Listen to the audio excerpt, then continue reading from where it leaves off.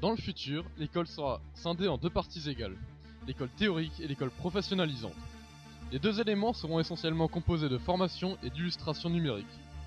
L'éveil aux technologies numériques se fera comme aujourd'hui, dès le plus jeune âge. Pour l'école théorique, les étudiants d'école d'ingénieurs pourront imaginer leur connaissance de la physique en observant un atome en réalité virtuelle. Nous voyons à présent la représentation d'un atome en réalité virtuelle dont nous pouvons distinguer les électrons en jaune, les protons en rouge et les neutrons en bleu.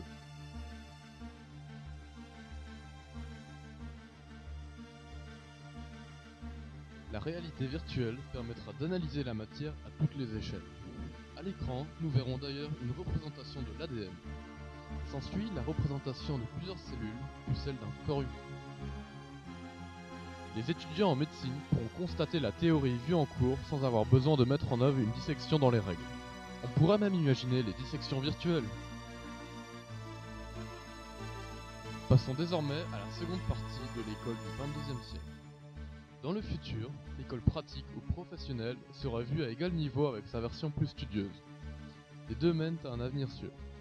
Le numérique interviendrait alors dans la formation des élèves. On pourra apprendre un futur métier sur simulateur dans un premier temps, puis terminer dans des conditions réelles d'apprentissage. Les pilotes apprennent déjà leur métier ainsi, et ils deviennent très vite expérimentés. Nous voyons ici un futur conducteur d'engin de chantier s'entraîner sur une pelle hydraulique virtuelle.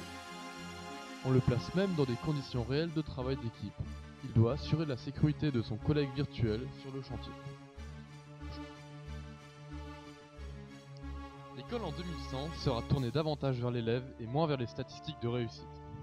L'élève aura l'impression d'apprendre pour son propre avenir et non pas inutilement. Le numérique servira à susciter son intérêt et à assister les professeurs de la transmission des connaissances.